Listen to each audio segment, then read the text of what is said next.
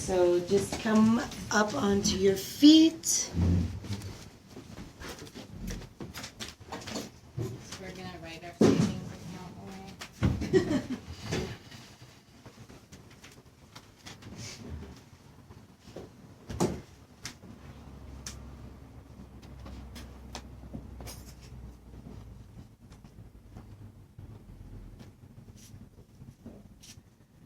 Okay, so if your knees permit, we're just going to jump up in place a few times.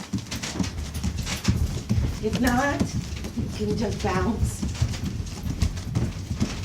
and land. Okay, so why did I have you do that? Just to see how you looked. No. Where your feet land is where they want to be to stand in a way that's supportive of you.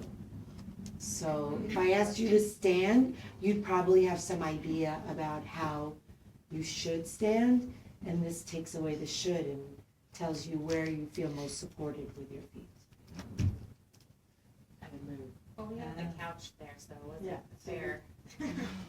So let's just close the eyes, soften the knees just so they're not locked. If you're not on an even surface, like one foot is on the rug and one isn't, then fix that. And take a deep breath in. Fill your body. Exhale it out slowly. And again. This time hold the breath. Exhale slow.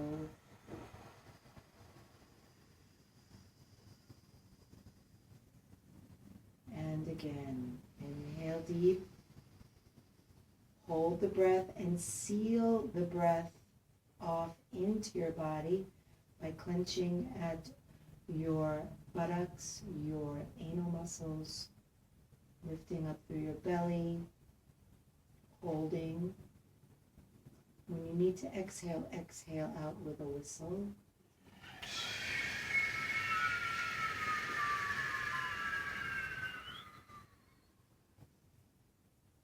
And then just relax.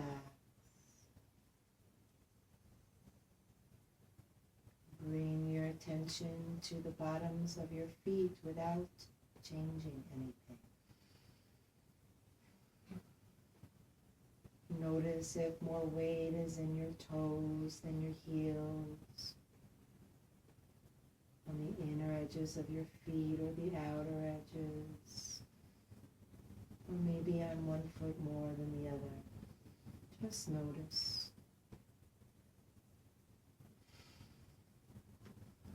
Notice the muscles that are engaged, the ones that are relaxed.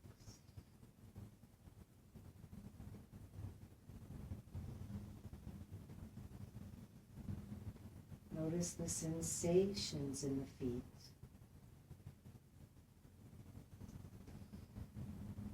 And the sensations in the whole body.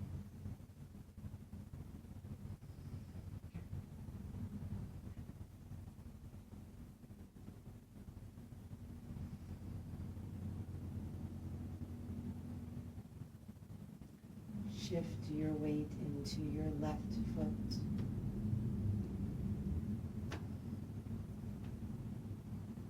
Just notice whatever is here. Notice what's in the mind. Liking, not liking.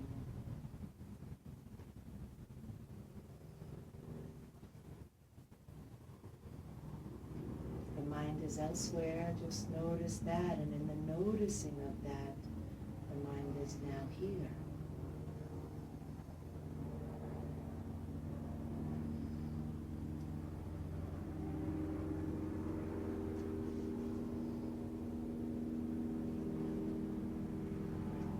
Shift the weight to the right foot. No judgments, no need for comparison. foot is already in the past. Just feel the right foot.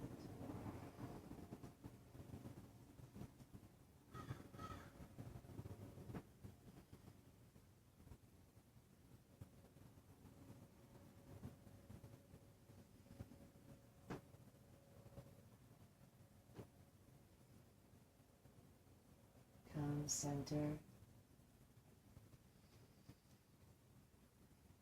If you'll need to open your eyes for balance for this, feel free. If you can keep them closed, do so. Just going to slowly lift one foot and then place it down. You don't have to lift it very high. Just feel yourself going back and forth.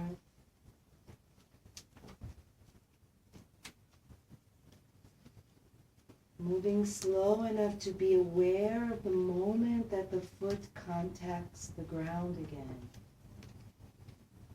To be aware of the moment that the contact with the ground ceases and the foot lifts.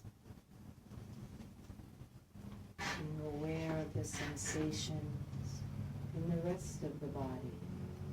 Muscles perhaps being used.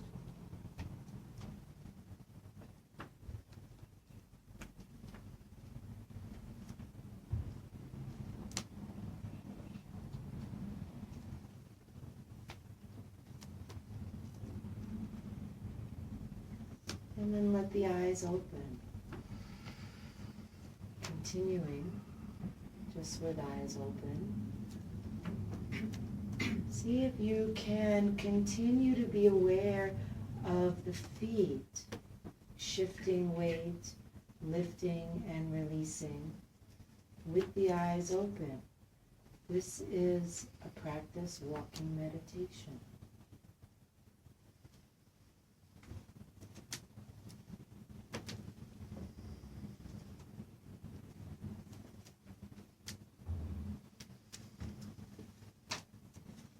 And then come back to standing, closing the eyes.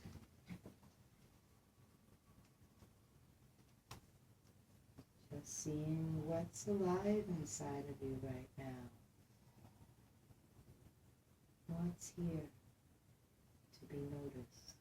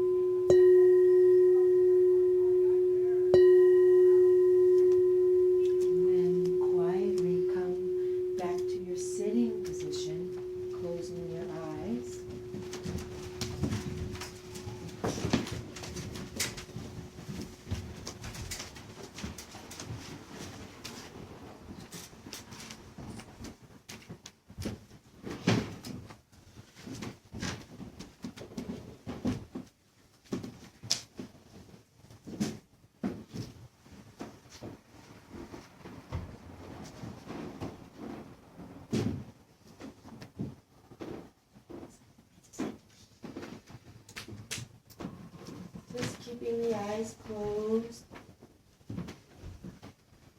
staying with the sensations in your body.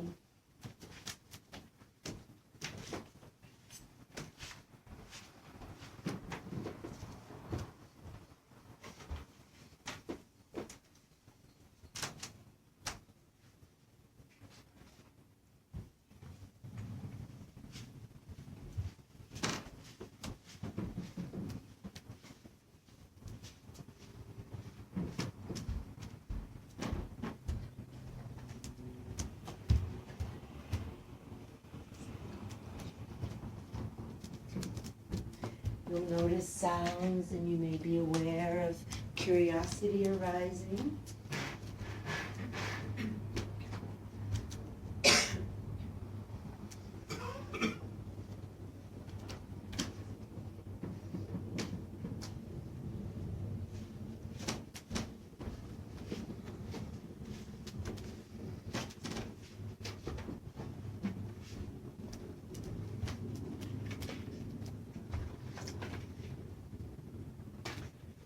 just let awareness receive whatever's here.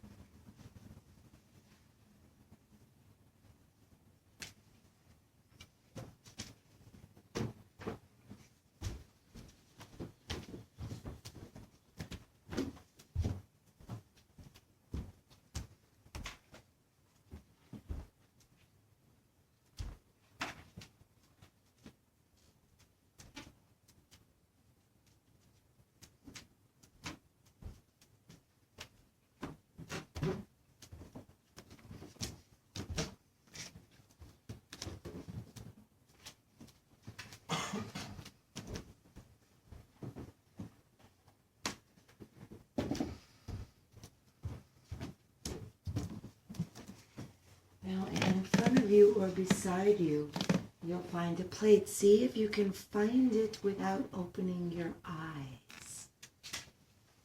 You can use feet.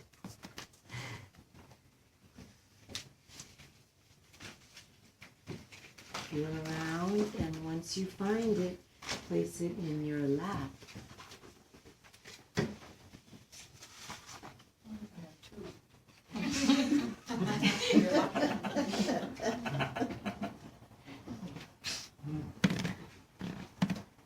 Nothing personal.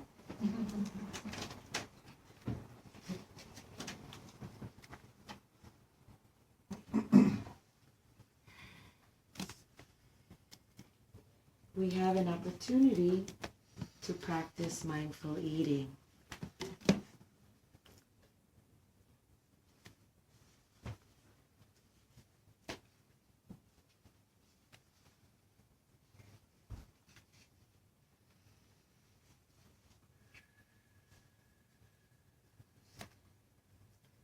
Would you like to sit?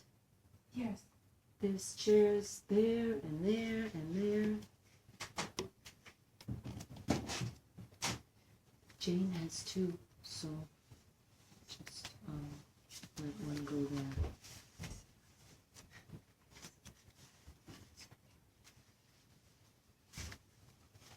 So notice how it feels when things don't go smoothly. Notice how it feels to have anticipation or judgment or curiosity.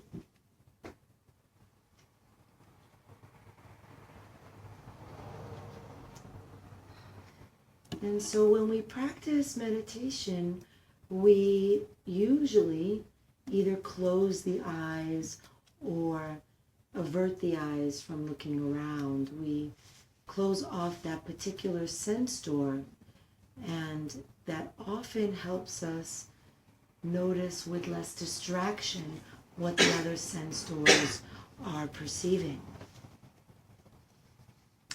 So we'll practice here as well with the eyes closed, and we'll work with the 5 remaining senses: sound and taste and touch and smell and the sense of the mind. So the 4 basic senses are pretty obvious. I encourage you to also pay attention to things like pleasant and unpleasant. And especially, as you know if you've been coming, the important one of wanting or not wanting. This is where we become a slave to our experience. The wanting, as you know, leads to grasping, the not wanting to pushing away, another form of grasping, conditions of suffering. So see if you can pay attention, because food is one of those things that so often evokes wanting or not wanting and is so often linked with suffering, even or especially when it's pleasant. So you can notice preferences. Notice how when you pick up one thing, you wished it was the other thing that you liked better. And how when you taste one thing, you're wanting more of that if you like it. Just really nice things to pay attention to. And you may be surprised what you find from this simple act of eating mindfully.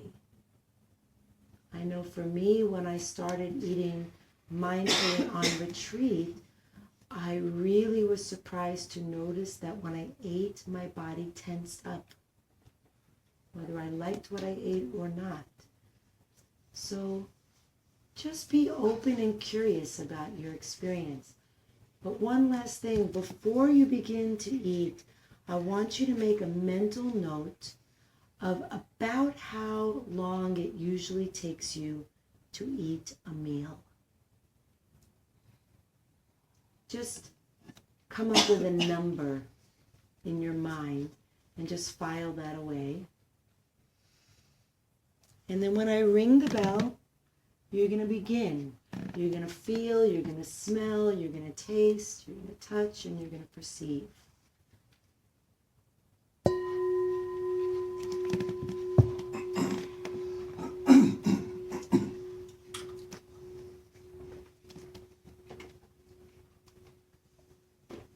And notice if you want to cheat by opening your eyes.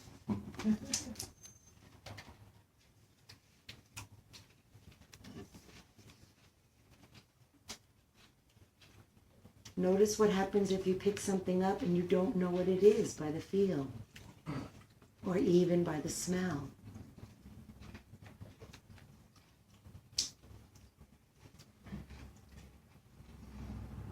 Or even by the taste.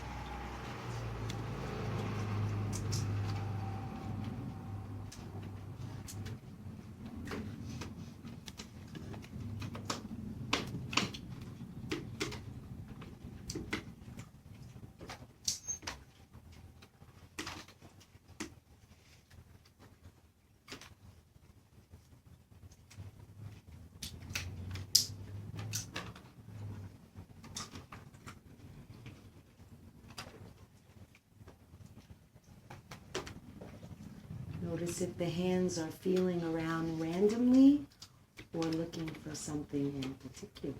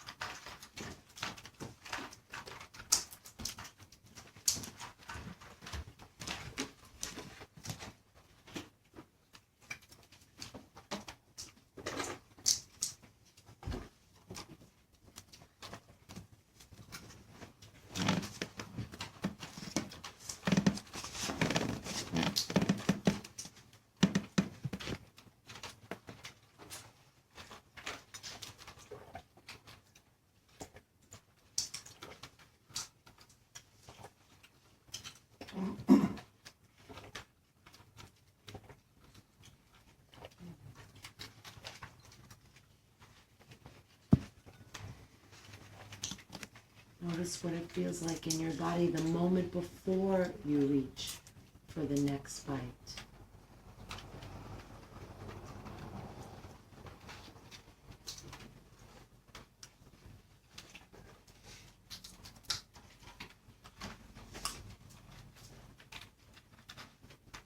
The difference in how you feel between the reaching, the acquiring, and the actual eating.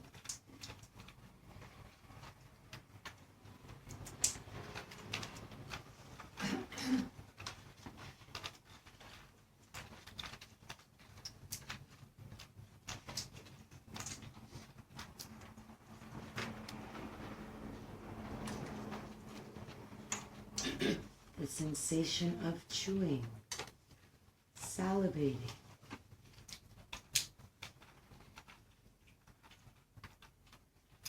Can you feel the muscles in your tongue working?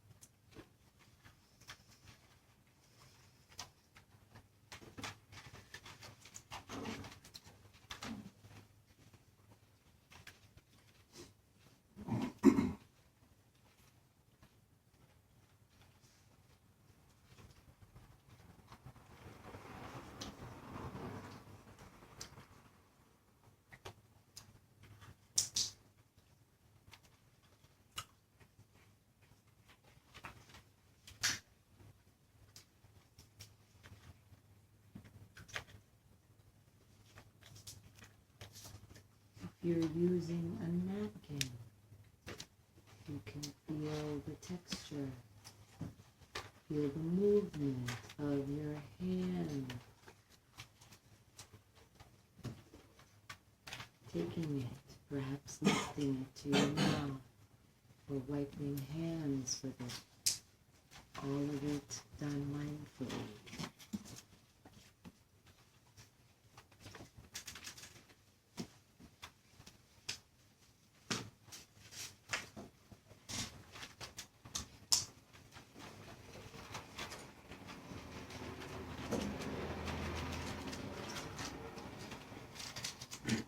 Stay aware of thinking, not to make it wrong, just to see that that's what's happening now.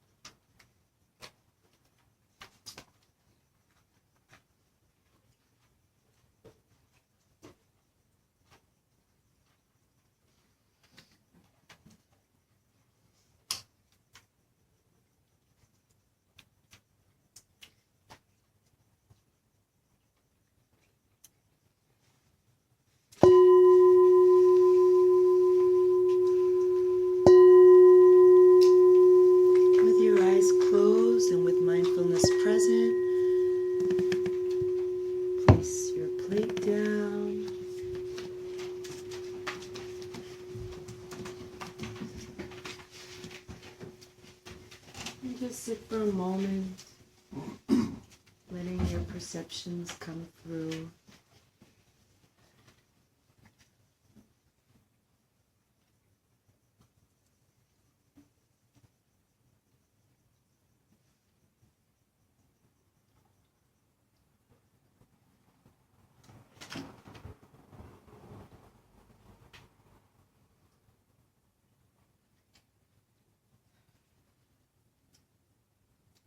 Perhaps lingering taste in the mouth is known.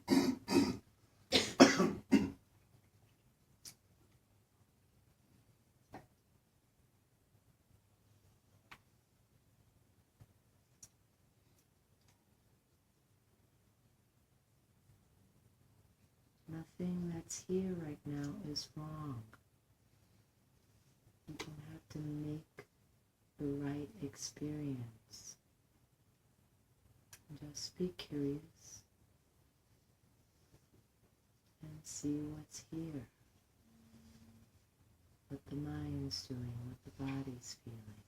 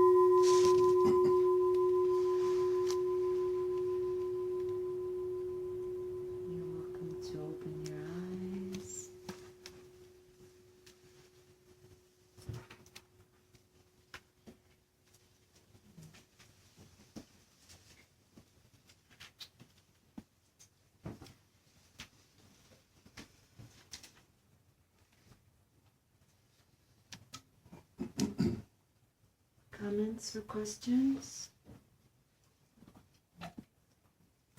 Yes, that was the best meal I ever had.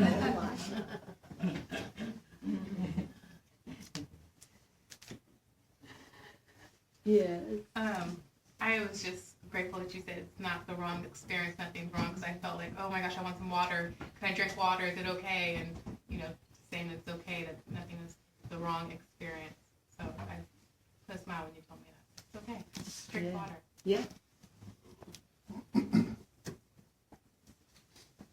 The first thing I ate, I had a moment of terrible fear because it was the pistachio, and I get very hot. And so I'm going to lose a tooth right now. And what is this so hard? Right. It just became like almost evil. Like, get that thing out. And then everything I tasted subsequent to that seemed stronger than usual.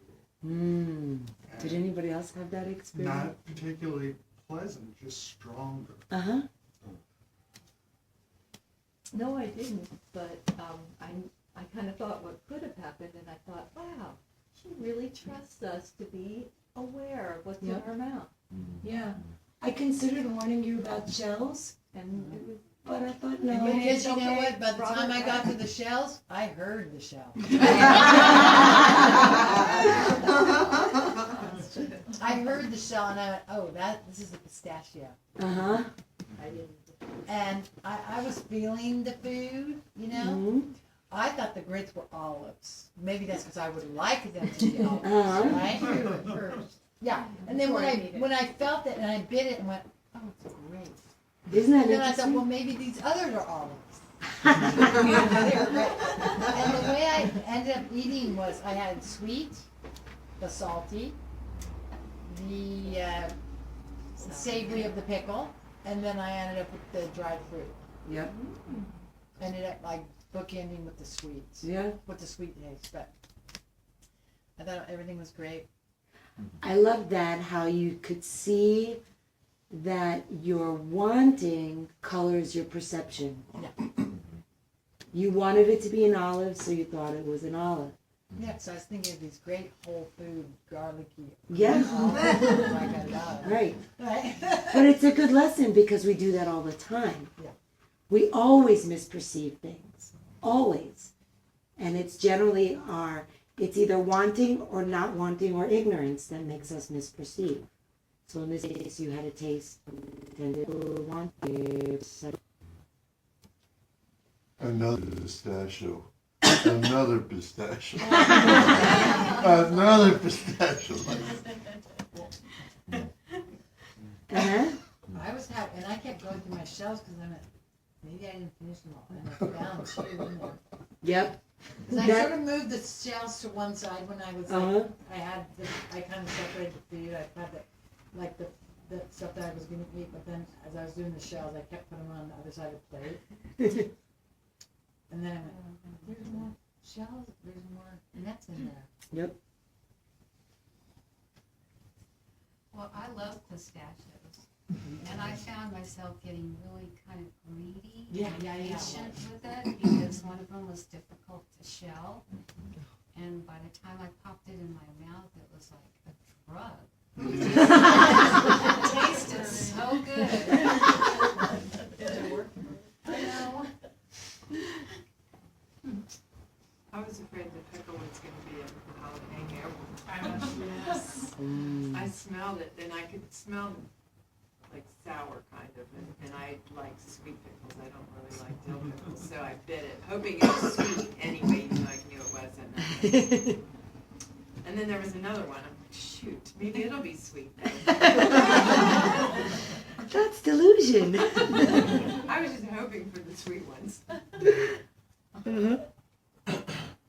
I kept expecting something not good. I kept expecting to taste something and just, you know, so every time I put something on my tongue, I was like, okay, get ready for it. And then it'd be, you know, Uh-huh. pleasant. But I was expecting a trick. How does that show up in your life? That's a good question. You know, what they say, how you do anything is how you do everything. So if you put eating under a microscope or anything that you do under a microscope, it tells you a lot about yourself. Yeah, along with that, I guess.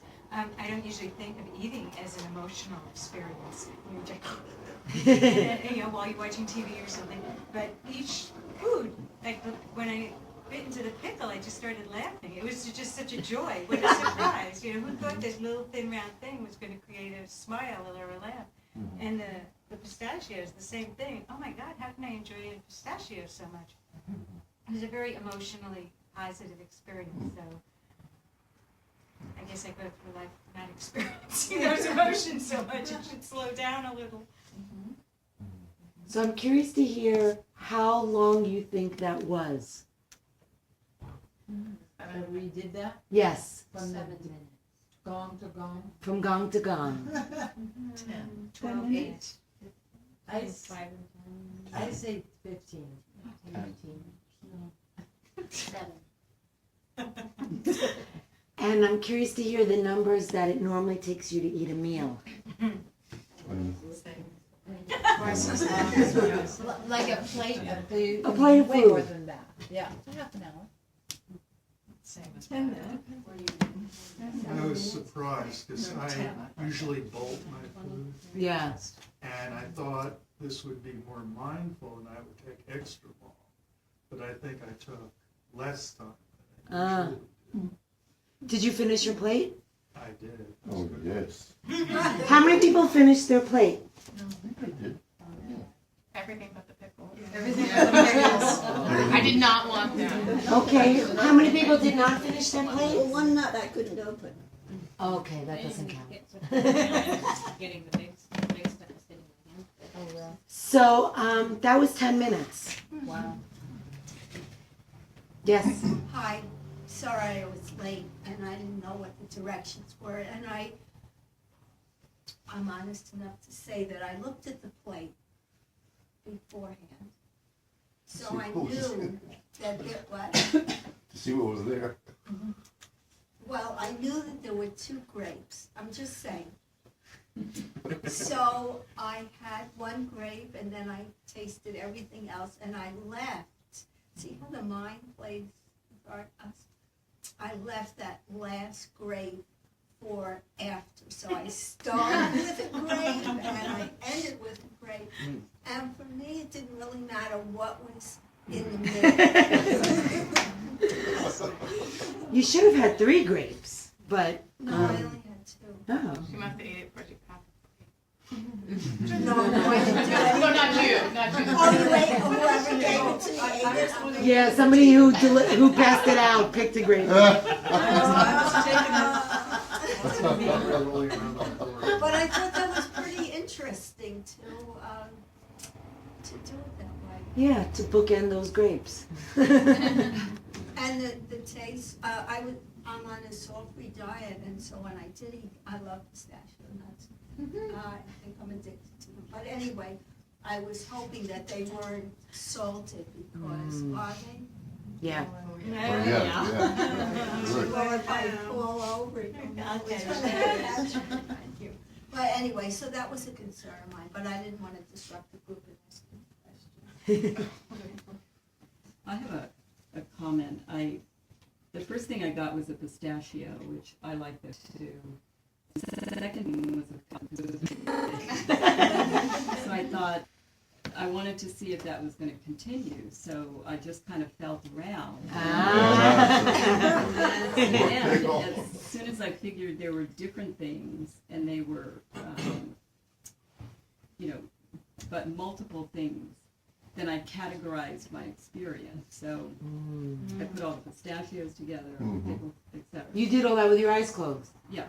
Wow, impressive. And I was paying attention to what you said to him about what you do in here is likely what you do out there. So, and I do. I teach analytical writing and critical reasoning. I have to categorize. I have to all of that. So the other thing I noticed too is immediately when I had the first pistachio, I was ready to get on to the other thing. And one of the things I've been trying to get myself to do, which is really hard, is to chew a lot for digestive reasons, because that's a lot healthier. And so, I work the food, but not this. There was no need, I didn't have to be anywhere. And so that's my habit, to just eat, really fast, which is what I'm, trying to change. And then there was something I didn't like, whatever these things are here. What are they? Dried fruit. Oh. Dried mango. Oh, it's Dried mango. It was dry, so. So I got to these, and whatever it was, I said, okay, I don't like this. So I created a little pile of them with no intention of going back. And then I thought, well, I'm in a mindful meditation class. That's not a good thing. Okay, I'll make myself eat one, but they were all too big. You can see what I teach is totally coming out. Oh my God. So I looked around, and it kind of felt like cheating, but I thought if I pull it apart. So, workarounds and analysis is what you do in everything I do. And it wasn't until it was all over that I thought, I just did that. And I'm on break.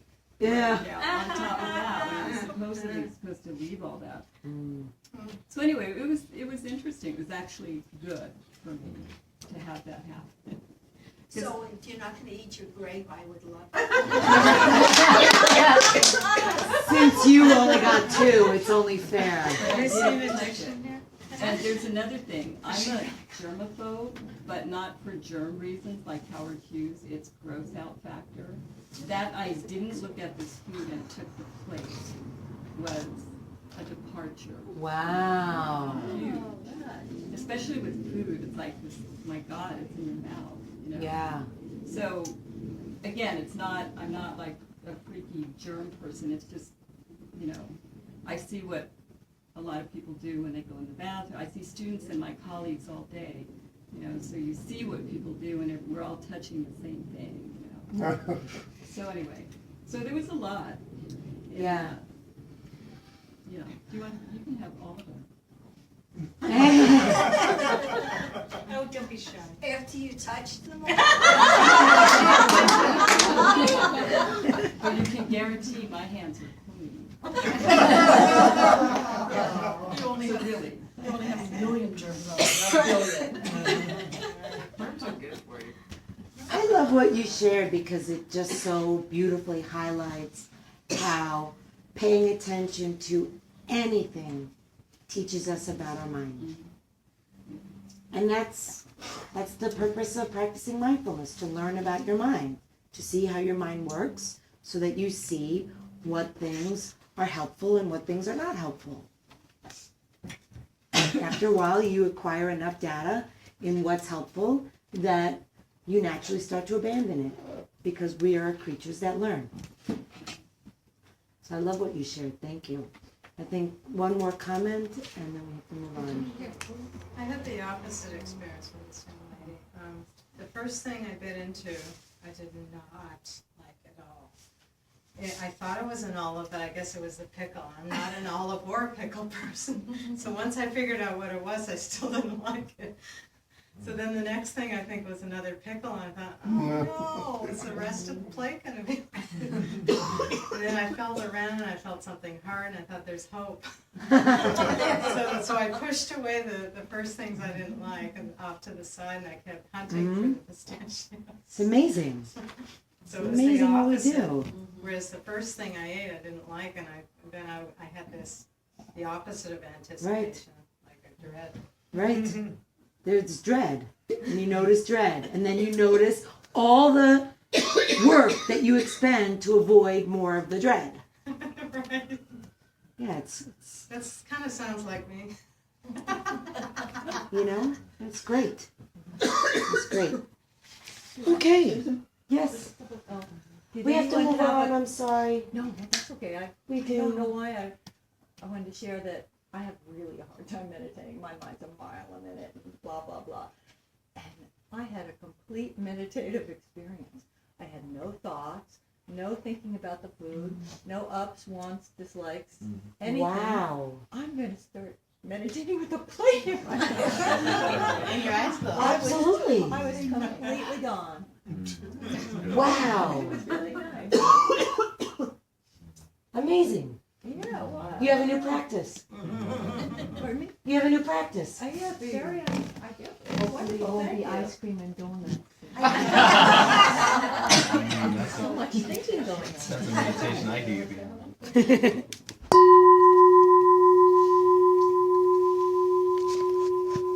Okay. So we're going to shift gears completely. And the last piece of the mindfulness puzzle, the last practice that I'd like to introduce for how to be in the world in a mindful way is the practice of generosity. So we've looked at gratitude already. And I just want to spend a moment to bridge gratitude with generosity, because they're very much connected.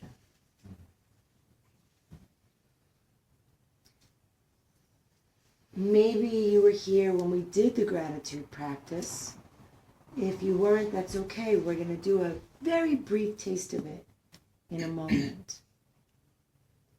Because I think you can tell when you bring mindful awareness to the gifts that you receive in your life, and you allow gratitude to naturally emerge from the mindfulness of your blessings, that you can see that there's an opening. You can feel that your heart feels a little lighter, a little freer. And in this opening, there's less clinging. And when you appreciate the blessings and the gifts in your life, there doesn't seem to be lack. The gratitude is the antidote to lack. So if there's a sense of holding on to, if there's a sense of not having enough, if there's a sense that I can't afford to give, then a lot of that is eviscerated when you connect with gratitude. I had a quote here that spoke to that I wanted to share.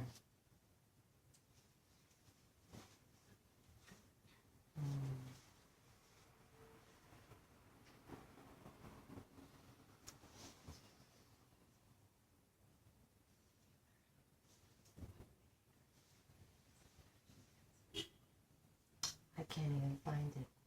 But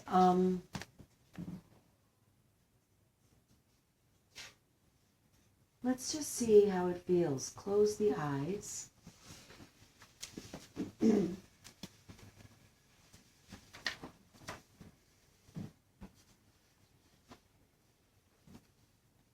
And just take a few moments to consider, to call to mind, to bring into your heart some of the blessings in your life.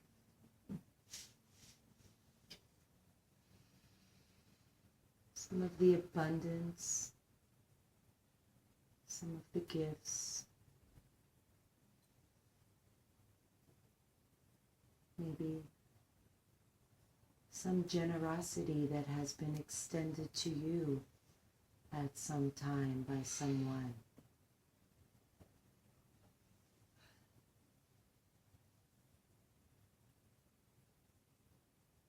Recall it with your heart.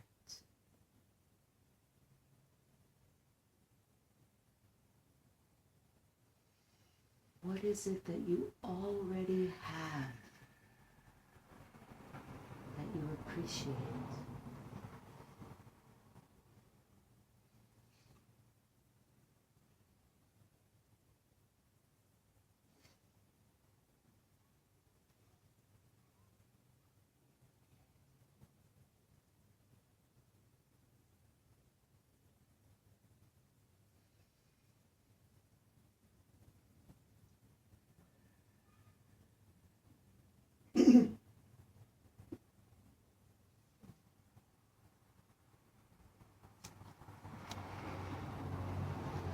Now, let that go and call to heart and mind a past experience where you were generous, where you offered without clenching, where you extended an open hand. Perhaps you didn't give material wealth,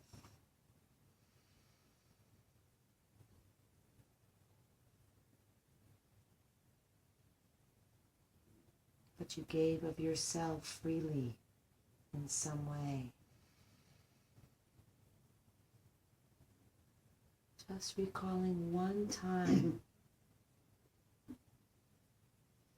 of unbounded generosity. Notice how it feels even just to recall it. It doesn't have to be some big magnanimous gesture. The smallest kindness.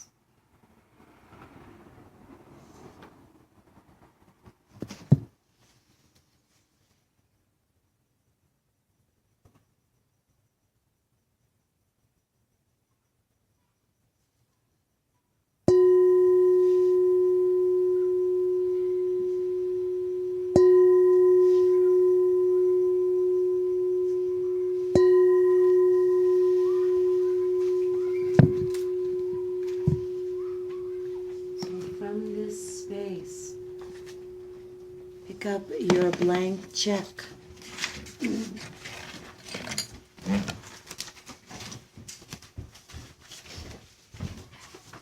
Think of someone or something that you would like to give to. And this does not have to be a monetary offer. Infinitely more important than sharing one's material wealth is sharing the wealth of ourselves, our time and energy, our passion and commitment, and above all, our love. It's from William Simon, former United States Secretary of Treasury.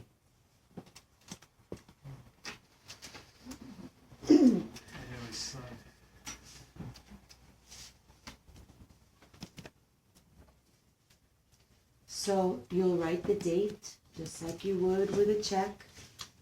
You'll write the name of the recipient, just as you would with a check.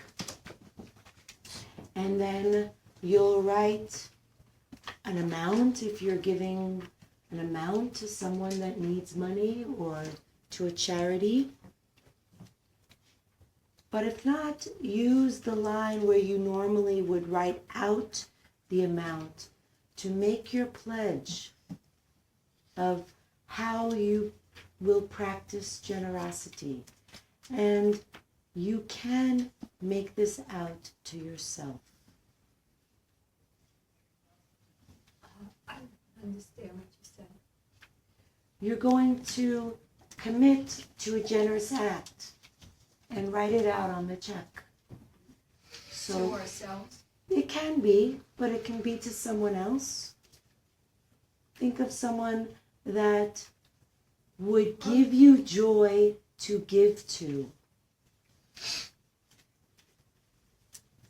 Don't think about it that much. I'm not thinking about it. On the line that's empty.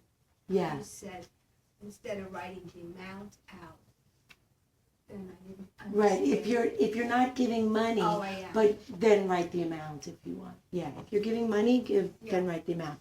That's for if you're not giving money. Oh, okay. I see.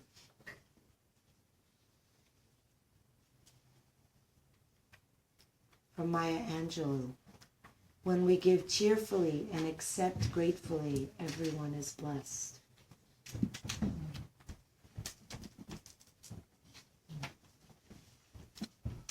If you'd like to do more than one, feel free to come up and get another check. Think of giving not as a duty, but as a privilege. John D. Rockefeller.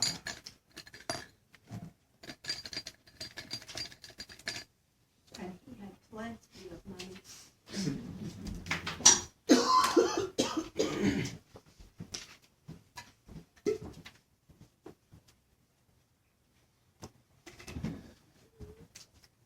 For it is in giving that we receive. St. Francis of Assisi.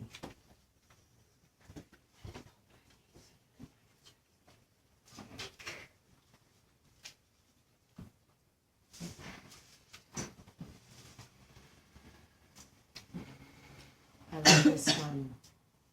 It's from Confucius. He who wishes to secure the good of others has already secured his own.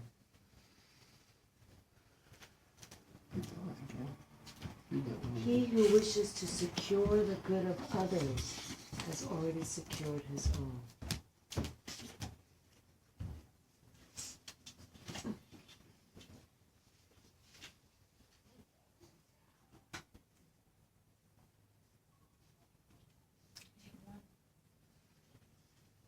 My mother-in-law used to say, "Give my son, whatever you give, you'll get back double."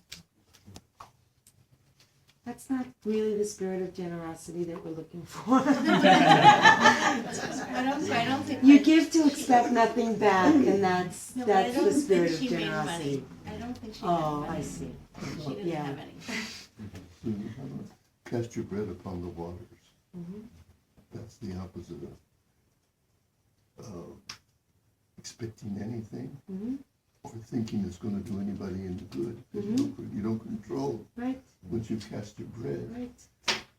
life takes it, and Right. there's no Guarantee. Yep. no guarantee anybody's even going to get it. Right. But the act of, that's what Confucius, By giving, you've already, Right. This is about the joy of giving. It's like loving kindness meditation.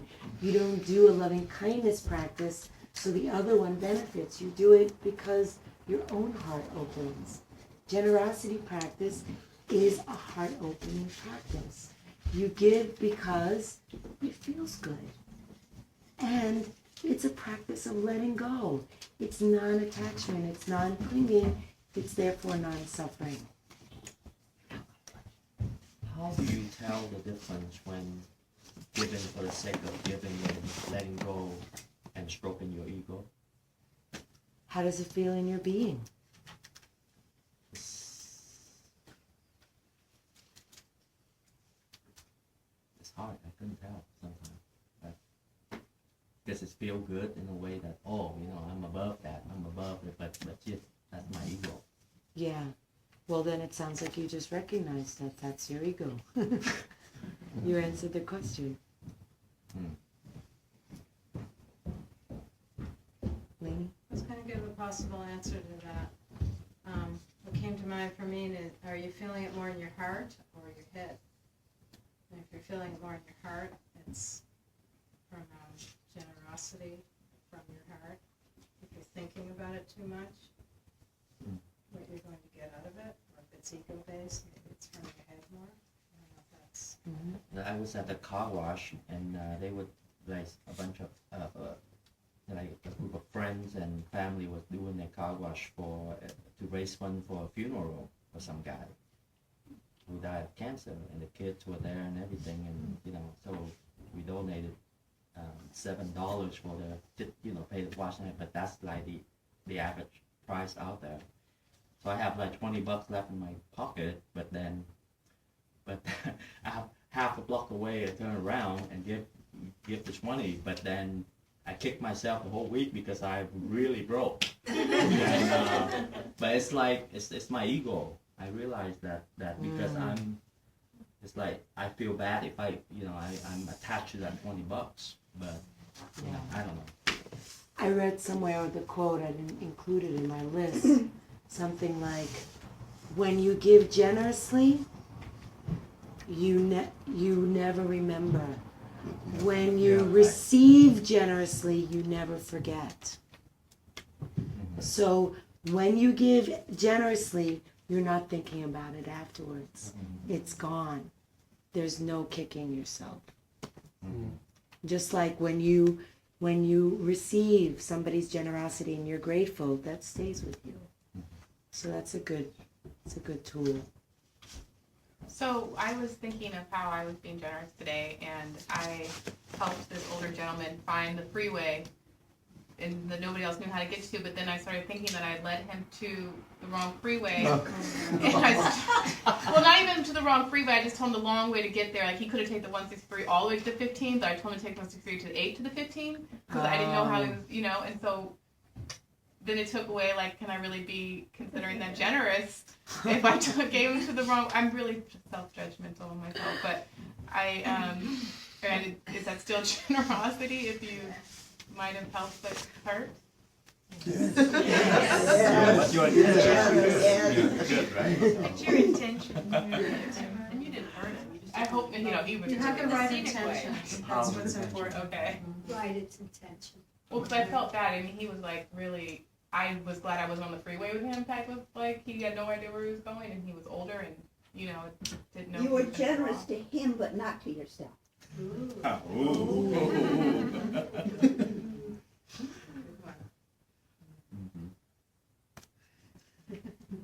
Well, think of it this way, there are many ways to get someplace.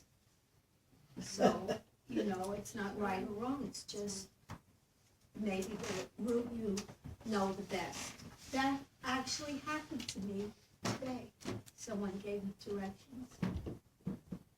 And once I saw where I was, I didn't need all the loop-de-loop to get to the place I needed to go, without mentioning any names. I gave you bad directions. I gave you fantastic directions. Except Okay. that I know where the eye of the Buddha is. Okay. Oh, I just had the scenic route, that's why I was probably 7 minutes late.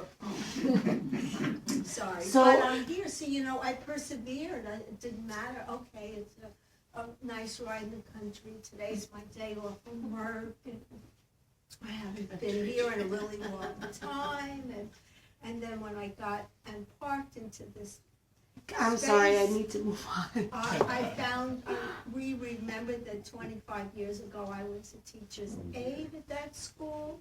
So, it brought up a lot of good memories, and I wouldn't call that if I didn't get a little lost along the way. My apologies. Namaste. So I'd like to have the folks that are in there come in here.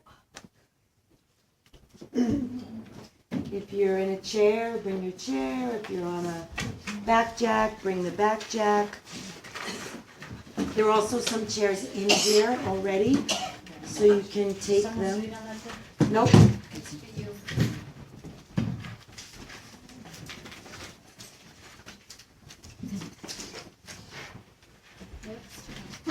Yeah.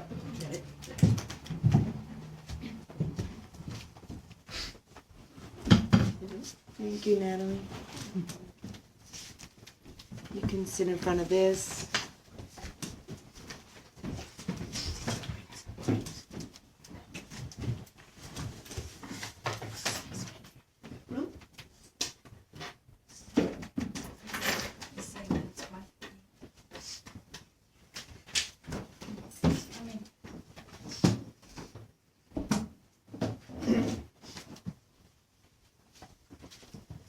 So since it's our last night meeting together like this, I wanted to see everyone, and I wanted everyone to see everyone. Maybe even those of you who are in the back in chairs can fan out and we can be more circular somehow so that everybody can see everybody.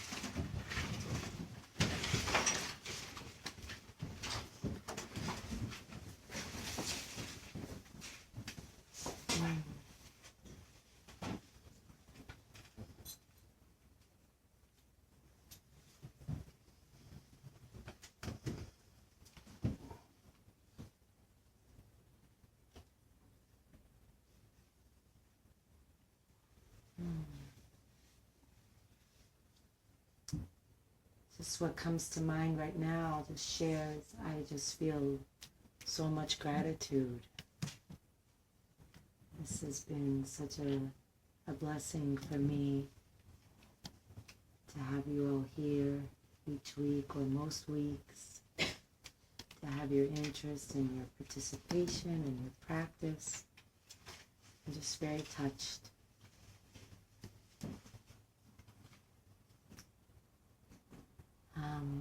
I wanted to save some time at the end to open up questions. I'll take comments as well, but I'd like to first open to questions that relate to your practice, not just to tonight or anything in particular, but anything that you've been practicing based on your coming here these weeks that you might want some clarification around or more instruction about or anything of that nature. Yes. When I've been paying attention to sound or sensations, I kind of start thinking about like the sound or sensation, and that's probably normal. I guess, right? So how do you, and then is it just about coming back to hearing the next sound, or, I don't want to like say thinking, but I feel like if I am thinking about it, then it takes me out of the present. Mm-hmm. So how do you kind of stop thinking about what you're hearing and more so just continue to hear or feel? Yeah. That's a great question because it doesn't just apply to sounds. I'm sure everybody has that experience in some way or another. The first thing that I would ask is, what is your relationship to the thinking when you notice that you're thinking? Because you've stated in here a few times that you're very self-judgmental, and also I'm reading it into your question anyway, but it sounds like there's a wrong making about the thinking. And so when you notice the thinking, what's also happening probably is that there's a judging of the thinking. Well, the judging is what's happening in the moment. And the judging has a sensation in the body. The judging has a feeling tone. It's pleasant or unpleasant or neutral. So when thinking arises, be curious about what's happening around the thinking. If it's your intention to practice solely on sound, and you're not interested in broadening your awareness to include everything, and you just want to have a sound meditation, then when you notice thinking, just let thinking go and go back to sound. And then when you notice thinking, just let it go and go back to sound. But I think for you, a helpful practice would be to continuously noticing the judgments around blank. Because when you start to notice how it feels in your body and become more familiar with judging, it will become less personal. It's just this thing that your mind does. It's not you. It's not bad. It's not wrong. It's just what happens. It's a habit. You know, it's a habit. I have this habit of sticking my tongue in one of my teeth. It's harmless, but it's a habit. And I notice it. And after a while of noticing it and noticing it and noticing it, one day I noticed, oh, that stopped. I don't even remember when it stopped. You know? And you may find that happen with the judging too. That you'll become so familiar with it. It'll become like your best friend. And when the judging of the judging stops, it will help the judging stop. That's profound. Question? Since I started mindfulness, I get these sensations, I'll call them sensations, that are kind of like warnings, like check this out, pay attention. And I often feel that I could be inundated with these. It's like a spam filter that's a little too sensitive. And I find at times that I disregard it or override it when I shouldn't. So my question is about regulating. Balance is possible the word I'm looking. Because I find that not I can go do X, Y, and Z and I'll notice this. Oh, somebody says this is odd, but a little alarm goes off. Right. Or somebody positions themselves. You know, it could be all the senses. Right. Something is stimuli is going on. So let me see if I understand what you're saying. You have these kind of alarm bells that are giving you signals that you should do something or you shouldn't do something. Or warnings. Be aware. Right. Alert. Alerts. Right. And sometimes you're following them and sometimes you're not. Sometimes I think, well, you know, pay attention to this, pay attention to that. You know, I could spend my whole life being critical or worrying or what does this mean? You know, right. You know, nobody's perfect, right, etc. Okay, so I think I don't know how to tell you to do this other than to make the intention to do this. And that is to try to differentiate between worry, judgment, criticism, discernment. Some of these are skillful and most of them are not. So when you get an alarm and you recognize it as worry, you can notice it as worry and you can pay attention to it and see if you are actually being forewarned of something that you need to be forewarned about, or if it's just worry. I find that in the end, even whether I pay attention or I ignore it, often it is something to be forewarned. It's something I'm creating. It's actually, I'm getting Right. An alert. You're getting a hit. Yeah. So start to pay attention to those, and you have to decipher the difference in the feeling. You know, you can be a scientist about it because I know you have a scientific mind.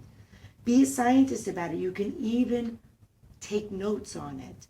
And notice what it feels like when you get these alerts. And notice which ones turn out to be worry and which ones turn out to be warning. And you may discover that you have a really strong sixth sense for what to avoid. And you're tapping into something extremely helpful. And you may discover that what it feels like when it's just worry, so that you know that you can just recognize this is worry. I can let it go. What I could try just to acknowledge do it. is get from my head to my body. Exactly. And feel how my body is. Right. And worry is a feeling in your body. People say, oh, worry is in your mind. Worry has a physiological response. And it feels like danger. And it feels very similar to a legitimate warning. But if you start to categorize them, like our friend over there, and you really, really become scientific about it and see what it feels like in your body when it's just worry doing its thing, and what it feels like in your body when it's saying, no, this isn't right for me, this isn't good. And it's your body mind helping you to be skillful. And if you can start to discern the difference between those, you're in great shape.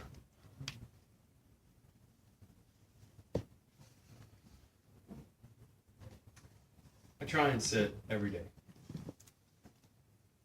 It helps, but I don't every day. Right. And I know it helps, but sometimes I just don't feel like doing it. What's your read on that?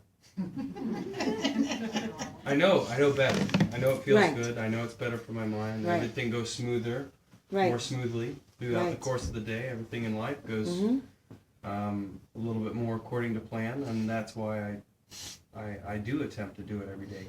But there are certainly days that I don't, and I do find that, you know, a little bit more is usually a little bit better. Why is it so tough to get to the cushion? Yeah. That's the big question, right? I would say, I mean, I don't know what it is for you, but I would say that for me, when I don't want to sit, it's generally because there's something I don't want to see. There's something I don't want to feel. Something I don't want to be mindful to. Sometimes it's easier to not be present because what you're present to is difficult. And yet I also know that in the end, being present to the difficult stuff also is better for me. But I would just say for you on a day when you feel like you don't want to sit, check in and just ask yourself, what do I not want to look at right now? That's it. It reminds me of an exercise that I got years ago from a therapist. I was trying to not eat other than when I was hungry. So never eat out of any sort of comfort or anything like that. And so the exercise that I got was, if I go to eat something, before I eat, I have to check in with myself, and I made it the additional practice to write. So every time I wanted to eat something, I had to just write. Didn't matter what came out. I had to write. And if I did that and I still wanted to eat afterward, I could. I just never did. Because whatever it was that I didn't want to feel in that moment, that I was avoiding by turning to some distraction called food, I addressed by writing, and then the need to distract was thwarted. Moreover, the habit was killed at the time because the avoidance was what I was seeking. And because I had it built into the practice that every time I wanted to eat something, I had to look at my shit, then the tool stopped working. The having to eat, which had always been the tool for turning away from my stuff, now became an impetus to have to look at my stuff, so the tool no longer works. So, just maybe take a moment on the days when you don't feel like sitting and just check in. What do I not want to look at right now? And if you don't feel like sitting, don't sit. The last thing you want is another should. No should. You sit because you realize that it's good for you. That's enough. And when you sit and you realize that it's good for you, you enjoy the benefits of it. And when you don't sit and you realize that your day didn't go as well or feel as good, just notice that. No judgment. You don't want to feed the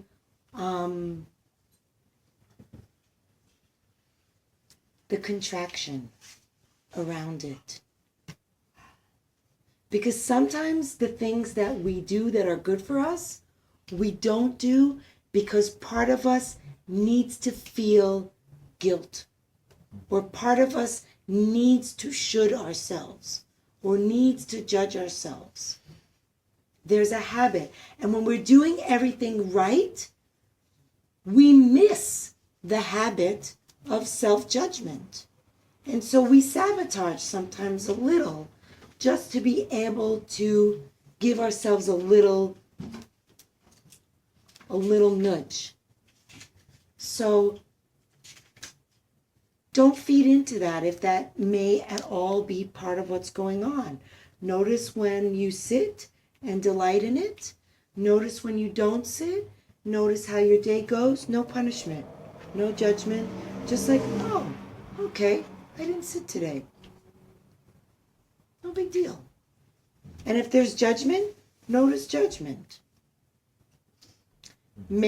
Just bring the mindfulness to the not sitting. And then you're practicing, right, whether you're on the cushion or not.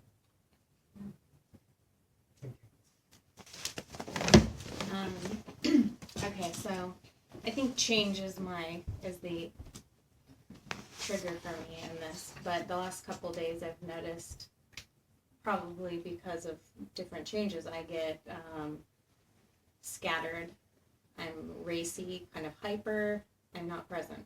Mm-hmm. And I noticed that I will bring my attention to it. I know how it feels. It does not feel good. I can feel it in my body, usually solar plexus. Mm-hmm. I can't make eye contact with people when I'm talking like that. I wind up like, oh wow, I don't even know what I just said. Mm-hmm. And I also notice that if I have to go to work or have plans, it's almost like I'm waiting until I can get home to reset myself. And I'm carrying this detached feeling throughout the day.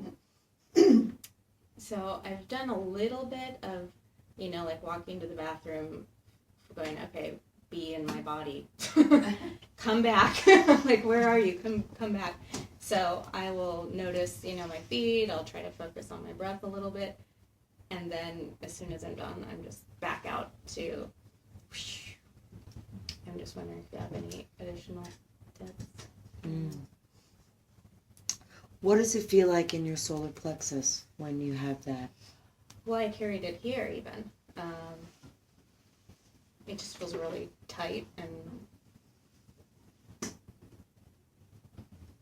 achy maybe. I don't know. Mm-hmm. So my question is, have you spent any time with that feeling? Like deliberate time. You say when you get home, you reset. Mm-hmm. I'm wondering what it would be like to go home and sit with that feeling. And sometimes that is the resetting. Mm-hmm. Sometimes it's reading, sometimes it's sitting. But a lot of times when I sit with it, it just is there and it doesn't go anywhere. It's just like, oh God, now I just sit with this and it's just uncomfortable, but it doesn't necessarily move. Yeah. There's a practice that I'm actually gonna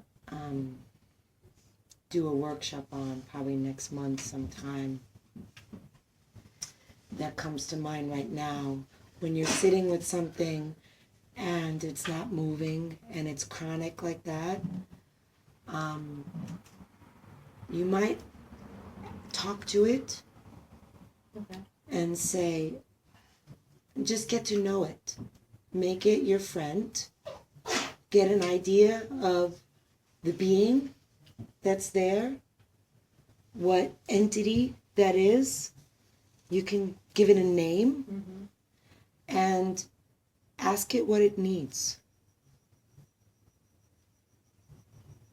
Because if it's chronic and you are giving it your attention, it needs something else more than just your attention.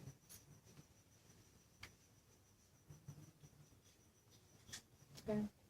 And then, continue with what you're doing throughout the day. Stay in your body as much as you can. Put little Post-it notes up at your job, What's happening now? What does my body feel like? And if all you can do is be mindful when you're walking from one place to another, great. And if, when you talked about the not making the eye contact and you talk about the thing in your belly, what, I'm not going to put words in your mouth, but what I'm guessing is that fear is happening. Well, it's definitely stress and anxious, because of things changing. Yeah. And so, maybe a couple other things come to mind. Maybe make a few things in your life that feel, of course, everything is changing, but pick a few things that feel stable. Feel stable. So maybe there's a paperweight on your desk, and it's always in the same place. And it's a source of stability for you, a source of comfort. Maybe get a big rock and hold it in your hand and carry it throughout the day. That actually sounds nice. I've done it. I once did a guided meditation and it came to me I had this big rock in there, a giant boulder in the meditation. It felt really grounding to me. And it felt so comforting that I started to carry a rock with me all the time, every day. And it was really, really helpful. But the other thing is, that's just kind of like a panacea, but it's also a delusion because everything is changing. And ultimately, you have to become comfortable with change. So I offer the stability just to ground you to be able to do that. But I offer you also a mantra. Things are just as they are. And it kind of includes this idea that things are moving and changing all the time. And, you can add to the mantra, things are as they are, Nature is unfolding beyond my control. And just tell yourself that all the time till it becomes something that you can become more comfortable with. And actually, a lot of times, this one is just what's happening in the last couple of days, but there are times that, and that's why part of the resetting that works, is that when I really embrace it, but I have to have time to sit with it and really embrace and accept what's happening, Right. And then it disperses, but I can't do that if I'm, Right. going about my day, so it just kind of sucks to be like, okay, I have to hold on.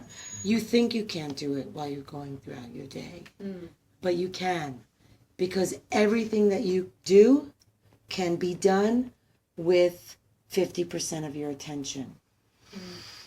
You don't need 100% of your attention unless you're a tightrope walker for a living, which I doubt you are. You can probably execute all your tasks and leave some percentage of your attention for being in your body. So I'm talking to you right now. I'm still aware of the sensations in my feet. I'm still aware of the sensations in my back.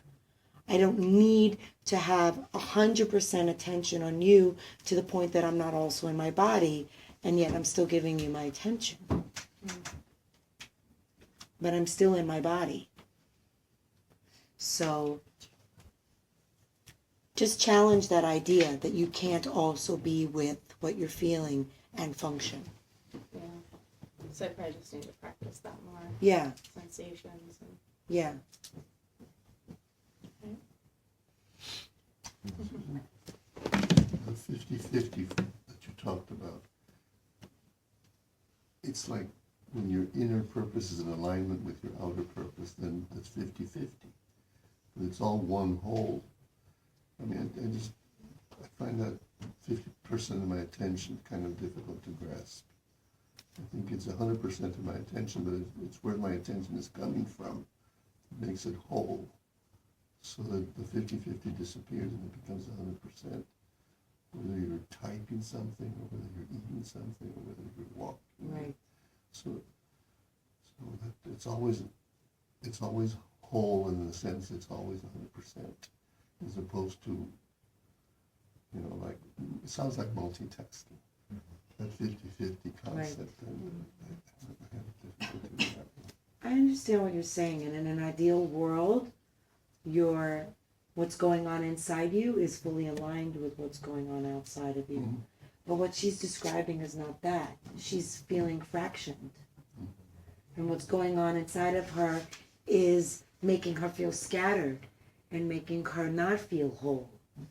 And my presumption, and I may be wrong, but she's confirming it to some degree by saying that when she finally gets home and she can spend time feeling it, that it feels like she resets and she feels collected again. And so I think that as she goes throughout the day, if she could be with that which is going on inside of her as well, then she will not feel that scatteredness, because she will feel tended to and not feeling the need to run away from the fear that will be soothed by her attention.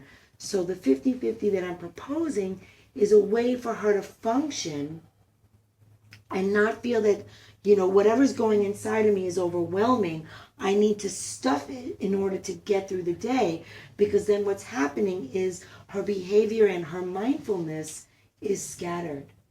But if she can bring it to that which is going on that is not in alignment, then even though it sounds worse to be 50-50, she still has 100% of her attention present, because 50% is inside of her and 50% is outside of her, as opposed to not paying attention on what's inside of her and feeling like maybe she's 20% present for the world. So, do you think that, this just came to me, that if she acknowledges, like 50-50, if she acknowledges that that's going on and still has the attention of her day, it's almost like the beast of that would be, I want to call it the beast, but the thing that's inside of her that's driving this thing, this feeling, it gets the attention that it needs at that moment. Exactly. I heard a very interesting talk about a woman that's schizophrenic, and she heard voices, and she heard them as an adult, and she talked, it was a TED Talk, and she talked about how she made friends with those voices, and sometimes she confronted the voice, sometimes she acknowledged the voice, and she helped herself become non-schizophrenic by recognizing the voice. Right. It was not controlling her, but sometimes the voice was a positive thing for her. Sometimes it wasn't, but then she would ask the voice, what do you need? What do you need right now? Now, fortunately, she had some very good therapy along the way and a supportive family and everything to help her do this, but it's the same kind of thing. It's like she acknowledged the thing that was driving her crazy. Right. And by doing that, she overcome her illness. Right. And that's the key to all of this. That's the point of all of this, is to make friends with your experience so that it doesn't become your enemy. If something is going on and you don't like it and you don't want it and you're judgmental and you're pushing away or whatever is going on, look at it. Be mindful of it. Give your kind presence. That's what mindfulness is. It's just your presence, your kindness, your attention in a non-discriminating way, not preferring or not preferring, just welcoming. You know, the Guest House poem by Rumi. Open the door and let them all in. Welcome them. Hear the voices and be friends with them. Hear the judgment and be friends with it. Feel the pain and be friends with it. The more you befriend something, the less it tortures you. It's very simple. And it doesn't have the power over you. It has no power over you. Yeah. Elaine? So I recognize the value of feeling what things feel like inside your body. But I find a lot of times there's nothing there unless I'm in a heightened state of emotion and I get pounding in my chest. Or when I'm really emotional, I can feel what things are like in this part of my body or something. Yeah. But are there practices to help cultivate the ability to just notice so subtly how intangibles feel, in your body? I mean, I can feel my feet on the floor, but people refer to that a lot. Like, how does it feel in your body? And that helps to guide you a little bit. But I feel like I look there and I don't feel anything. Yeah. So the first thing is that nothing has a feeling. So when you say, I don't feel anything, I don't believe you. Because the absence of sensation actually still feels like something. So I would start by paying attention to what feels like nothing and not just write it off as nothing. And stay with it. How much time are you spending with a feeling of no sensation before you give up on it or conclude? I get bored really quickly. So Yeah. I check in. I mean, I've sat with it a few times, but I probably haven't practiced enough. But Yeah. so no, I don't have a lot of patience if I don't sense it. Yeah, I have the same trouble. Strong sensations, easy to focus on. Very, very subtle sensations, the mind wants to go elsewhere. Practice with the lack of sensation. And you can also start doing body scans. So that even in places where there isn't sensation, there's still a focus to it, so you're not wandering. There's still a practice going on. So start at your head or start at your toes and work your way all the way through. And,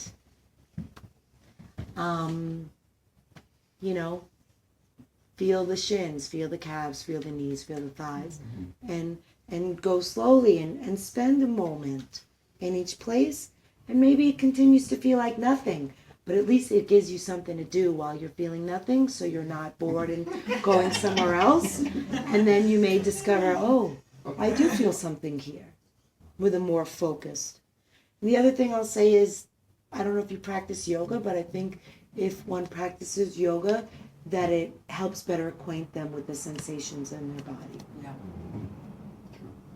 I know we're running. Let me just get her first. I just like to add something to it. I used to have a hard time with that too, and I hated when people say, "Well, tune into your body." I said, "What are you talking about?"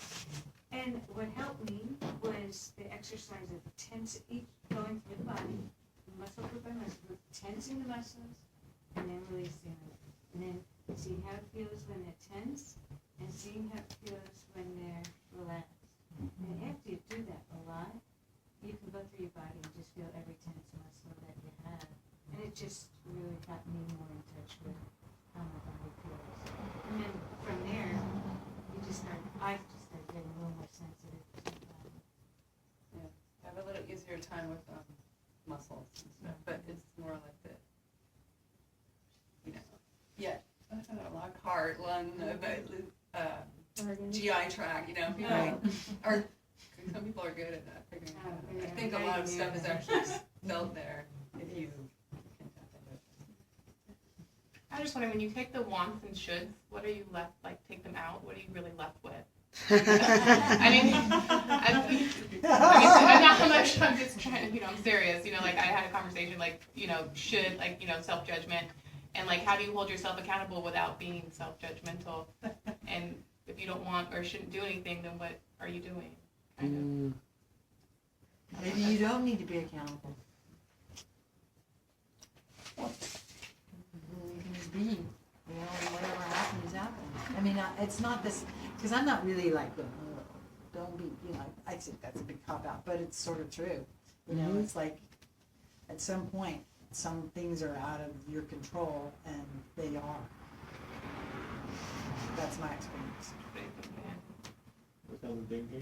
I just noticed that so much in me, that kind of inner commenter, that judges things good and bad. Oh, I like that, I don't like that, I like that, I don't like that.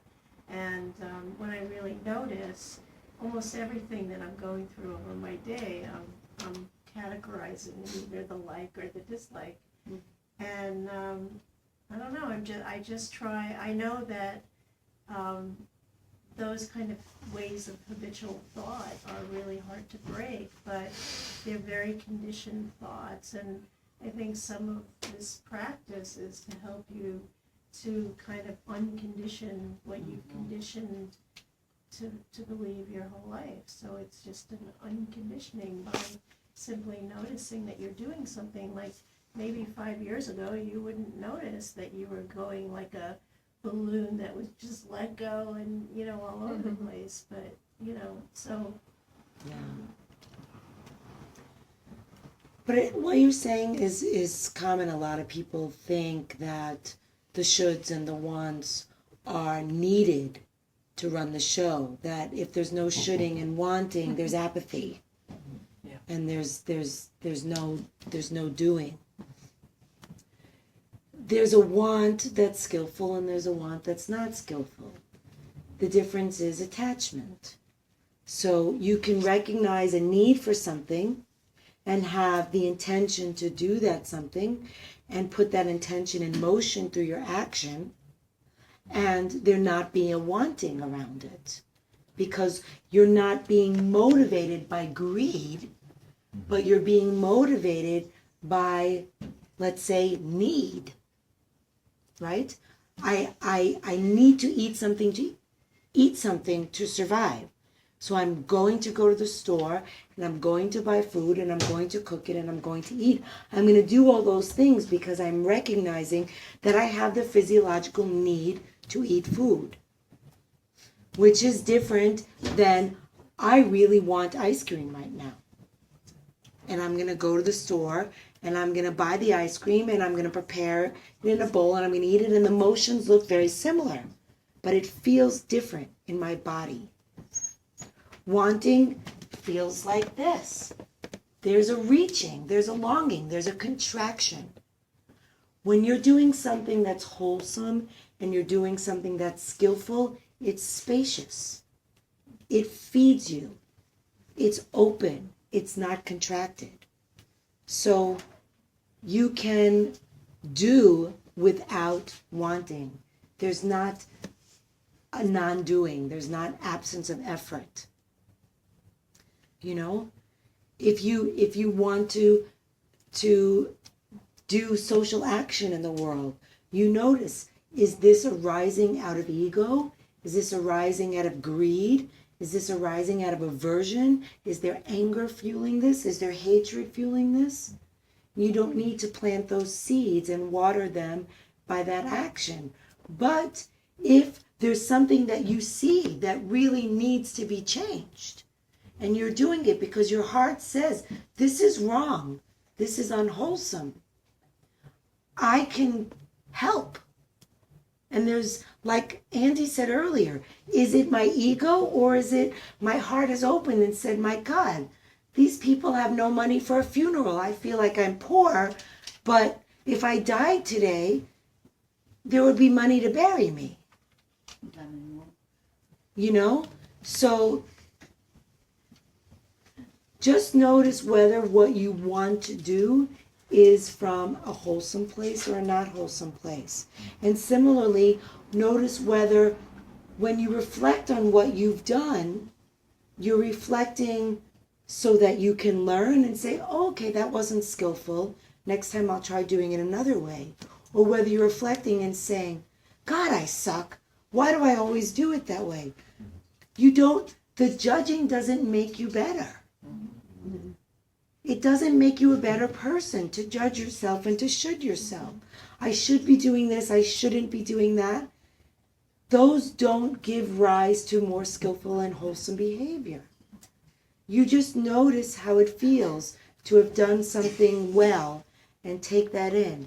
And you notice how it feels to have not done something well and just feel what the Buddha called wholesome or useful shame. I remember when I first read that the Buddha said that shame was useful, I was like, okay, I've come upon the first teaching that I disagree with. I'm like, there's no usefulness in shame. Shame is a negative feeling about yourself that can't possibly be productive, but I've come to understand the shame that comes around having done something unwholesome, and to feel that just to the extent that you recognize doing something unwholesome doesn't feel good. In the same way that we recognize doing something generous feels good, doing something kind feels good. Not to should yourself, not to wrong yourself, just to notice that this behavior was unwholesome, and that when I engage in unwholesome behaviors, my heart does not open. And I'm looking to be wholesome in the world. And so you take that in without making yourself bad or wrong. You don't need the should to do better. You need the mindfulness of how it feels to do good and to not do good. One One time you mentioned that you forced yourself to sit past the pain in your knees and actually damaged your knees. Well, I can't do that. I mean, after my time is up, I have to move.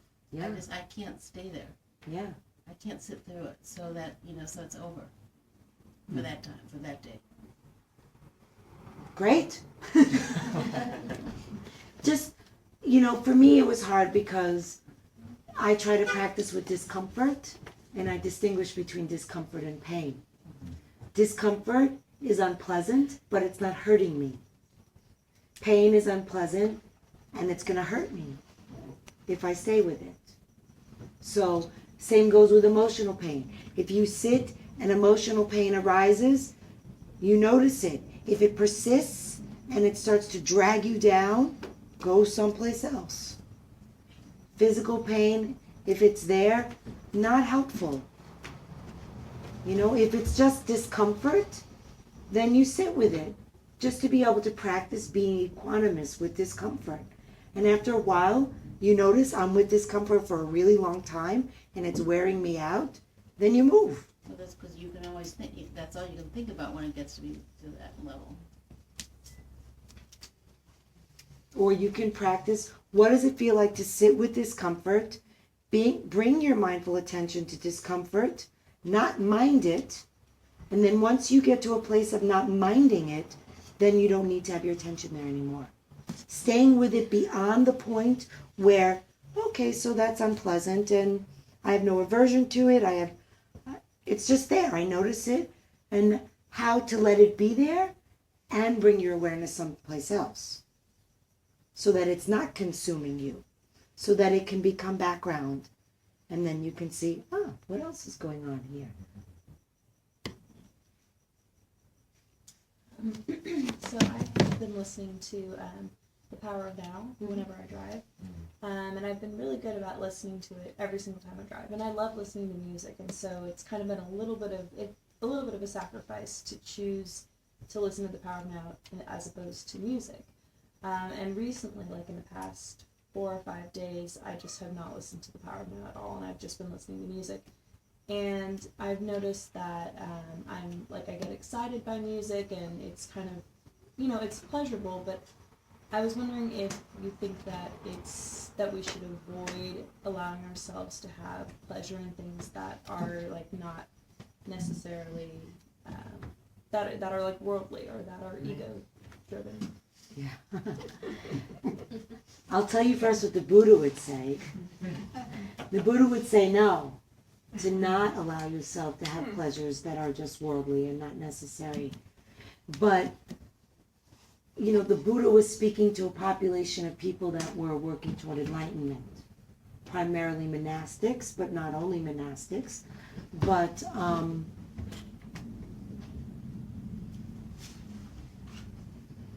if you really want to free yourself from suffering, which is enlightenment, then you let go of worldly pleasures.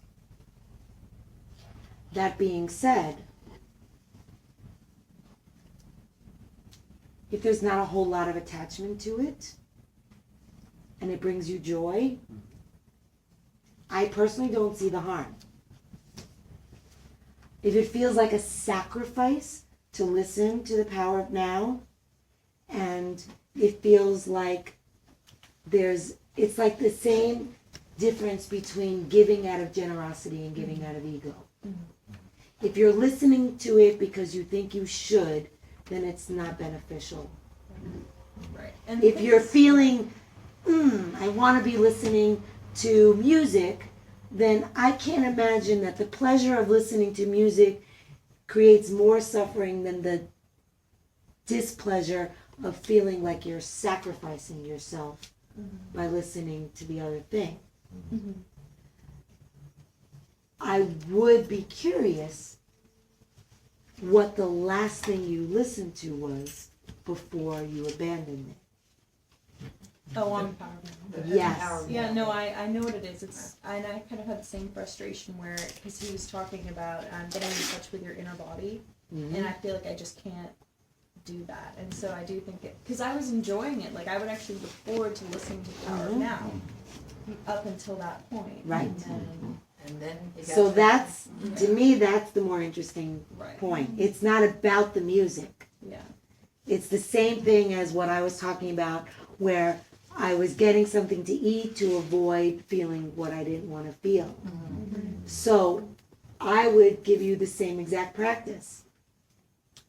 If you get in your car and you have that choice of listening to music or listening to the Power of Now, ask yourself what it is in the Power of Now you don't want to hear. And make yourself go there. And then if you go there and you still want to listen to the music, listen to the music. But you've already bypassed your escape route. The music is no longer your escape route. Therefore, the music is not serving the purpose of disconnecting. And therefore, it's a little less unwholesome. You first decide, what does it feel like to have to be in my body? The thing that I don't want to look at right now. And if you can look at it, then you've done your job. And then you may feel like, okay, this isn't as intimidating as I thought. And then you may go right back to the Power of Now.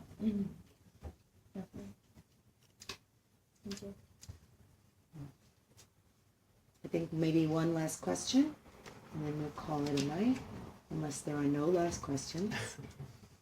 The check to Rick Avery will make this turn in? Yeah, thank you. I'll address that. Just want to make sure there's no final questions. Going once? I have one question, and that's the Tuesday night meditation. Yes. That's here. You said in your email that it's different. What is it? Yeah, great. That's what I was just about to talk about. What happens after this? So, in the bigger scheme, Tuesday nights at 6 o'clock, the Mirror Mind Sangha meets for about 55 minutes of a service, and then there's usually about a 5-minute break, and then from 7 to 8, there's various things that go on to be decided. For the last 11 weeks, the 7 o'clock time slot has been taken up by this class. Now that the class is over, it's going to go back to other things until October 8th, and then there'll be the next class, which is Cultivating Compassion, and that will last for 9 weeks. And then the Mirror Mind Sangha will go back to its normal practice. So some of the things that they do you want me to talk about it, or do you want to talk about it, Grace, or Bettina, or Cynthia? Go ahead. Grace, go ahead. What you said, what you said, your life. Well, we offer a variety of classes. One has been basic Buddhist concepts. Another is an in-depth sutra study. We'll select a text and really go into it deeply. For example, one text we read for almost 2 years.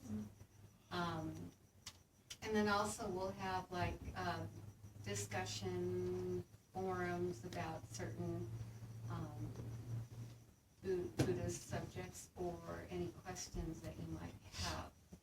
And there's a lot of sharing in that too, which is really helpful, not unlike this. And then sometimes we have special speakers. And so we try to offer a lot because we're only here on Tuesday night, so we're developing a new schedule, and we'll have that probably in a couple of weeks, and we'll be able to keep you up to speed. So like, for example, what we were talking about before this series started was right speech. And it was intended to be one night's worth of discussion, but upon discovering that there was so much to say about right speech, it went on to the following week and probably will continue on some more. Grace had mentioned just recently the idea of doing a meditation on the precepts, the ethical guidelines of non-harming and right speech and non-stealing and sexual integrity and not using intoxicants. So the first hour, there's usually a sutta recitation and a sitting meditation and a walking meditation. Is that correct? It varies. Like tonight, we just had a longer chanting and a longer sitting. But it can involve all three. So the first 55 minutes is practice, chanting, reciting, meditating, those kinds of things. And then the second hour is study of some sort. And it's not actually chanting, we just actually recite. We don't chant. It's just a recitation of a Buddhist text. A teaching of the Buddha, basically. And it takes about maybe 10 minutes, 15 minutes sometimes, and then we go into silent meditation. And often we do a silent walk. Often sort of the general guideline has been a 20-minute sit, and maybe like a 5-minute walking meditation in a circle in here, and then another 20-minute sit. So it's like 20 minutes sitting, 5 minutes walking, 20 minutes sitting. And if you come like a little bit late, is that okay? That's fine, yeah. So that's going to continue on Tuesday nights for those of you who only have Tuesday nights free. And then the Compassion Cultivation class taught by Rick Avery, who's just finished studying up at Stanford to be able to teach this class, is again going to start October 8th. It's $50 to cover course materials. Rick is not charging anything personally. He's offering the class for free. And there is a limit on how many people can attend. So you have to pre-register by giving a check to me, made out to Richard Avery. If $50 is a hardship, then you talk to Rick. I'll give you his email and you can work it out with him. I am collecting $50 checks already, and they're already coming in. So if you think that's something you'd like to do, reserve your spot. How many people? 12? We're going to have 25. 25, okay. And then as far as continuing to practice with me, I'm taking everybody's feedback, and all of you who have responded to my email and offered your input as to time, thank you so very much. If I was going to get a show of hands, because not everybody responded, and basically probably by tomorrow, I'm just going to tally it up. And the night that has the most votes is when we're going to do it. So if you've already responded to my email, then don't raise your hand. Okay, but what, if you responded to your email and you said either one would work, do I vote again? As long as you responded, I have your input. Okay. So I just want the input of those who have not yet responded so that I can have a full tally. Okay? So the first option is Monday nights at 7:30. You've already responded, so And don't respond again. how long does it go for? It's going to be an hour. What's it going to be? So just Dharma? It's going to be a meditation and discussion, but it's just going to be an hour. But you're going to present the way you've been teaching. You're going to teach. I'm going to do a guided meditation, and then we'll do some sort of Dharma discussion afterward. The way we've been doing. Pretty much. I mean, not exactly, because it's an hour. You're not going to teach. We're going to just talk about things. I'll teach, and then we'll take questions and conversation. Okay. You'll teach, and then we'll discuss it. Yeah, but I may teach for 5 minutes. Just present a principle, and then open it up for discussion. And about how long will the meditation be, and will the entire thing be guided? I'm going to leave time at the end for silent meditation. So no, I'm not going to. It's going to be between probably 20 to 30 minutes of meditation, but it might not all be sitting meditation. So we might sit for 20 minutes, and then we might walk. We might stand. We might do some meditative stretching. We might do metta some night. We might do compassion practice some night. So I'm going to continue to include, by way of review, all the stuff that we've been doing so that it seeps into your cells more. And just basically it's just going to be ongoing review, ongoing review, ongoing review. Okay, so Monday nights, 7:30. What's the other option? Yes, Wednesday nights, pretty much any time.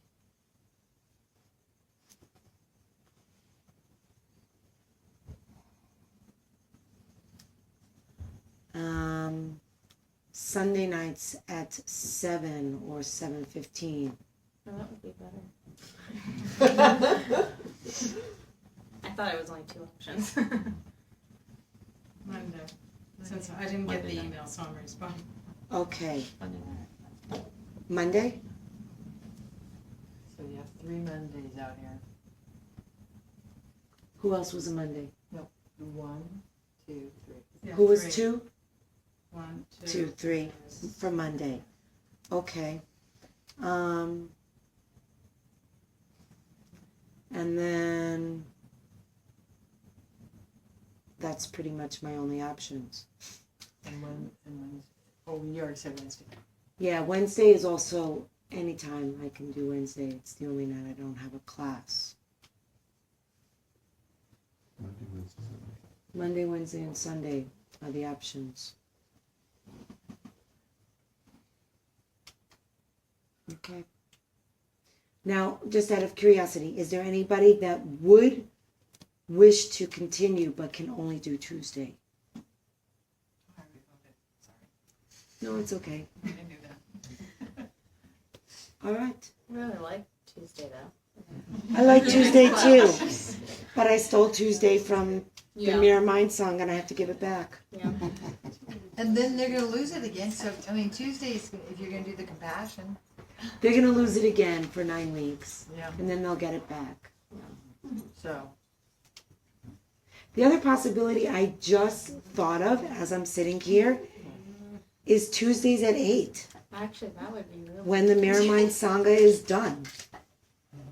For me, that would be perfect. It's too late. It's 8 to 9. It's 9 o'clock now. It would be from 8 to 9. I love that. All right, hands for But Tuesday at 8. how long is Rick's thing gonna go? What time is his? His is for 2 hours. His is going to go till 9, from 7 to 9. So then you can't do it while he's doing. No, it would have to be after he's done. See? After he's done. All right, just out of curiosity, hands for Tuesday at 8. 1, 2, 3, 4, 5, 6, 7. Okay, But I already voted for Sunday. that's good. Okay, all right. Can we just sit quietly for a moment together? About there, is it open? Can we just- Yeah, Oh. absolutely. Let's just sit quietly for a minute before we depart. Oh, I'm sorry, I forgot. Yes. Gavin wanted to make an announcement that there's a beach sitting again this Sunday. You have to leave great. early. So there's a beach sitting this Sunday at 9. At Law Street. Yes. At Law Street. And if anyone wants to carpool from here, we'll leave at 8:30. But you'll have to contact one of us. At 9 in the morning. 9 in the morning. That's a good question. Yeah. Question? More like a wish. Like since we here and we all wanted to be here, but like if we can set up like some kind of like a book club for example like the Power of Now or things like that, to read together, because sometimes you read the book but you don't, not everyone get the same, and we can have like a discussion and stuff like that. If you think it's possible, and we don't have to do it any time Yeah. slot, we can, if you can. I love the idea. I love the idea of everybody And reading the exchange same our- book and Yeah, getting spiritual together growth to and talk about help it. each other. All right, I'll send an email out and propose that as well. Okay. Cool. That'd be great. I like it. We're all moving in.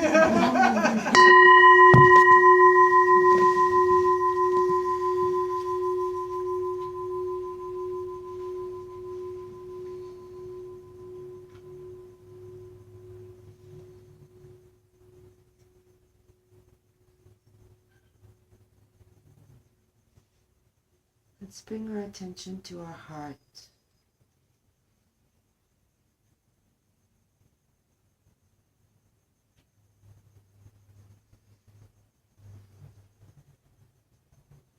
Notice the goodness in your heart,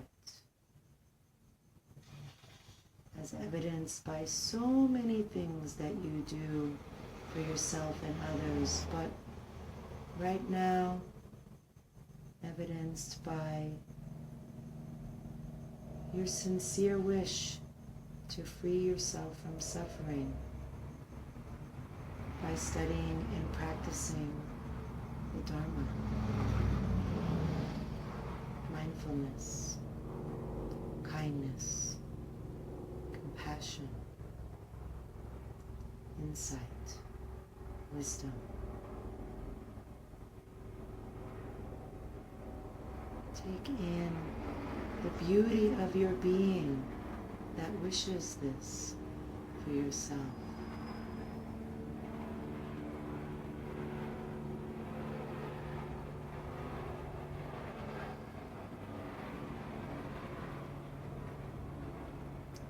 And see if you can tap into the beauty of your being that wishes this for others as well.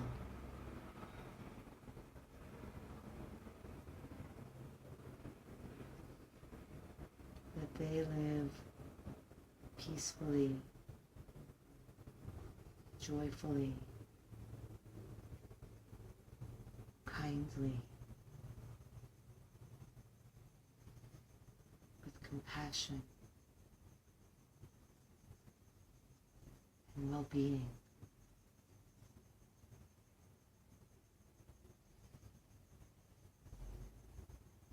As we access that wish for all beings,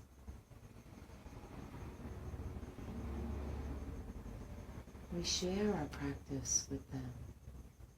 We share the goodness of our practice with all beings. May they all be happy and healthy, safe and strong. May all beings live with ease and peace, with inner and outer freedom, in harmony with themselves and with each other.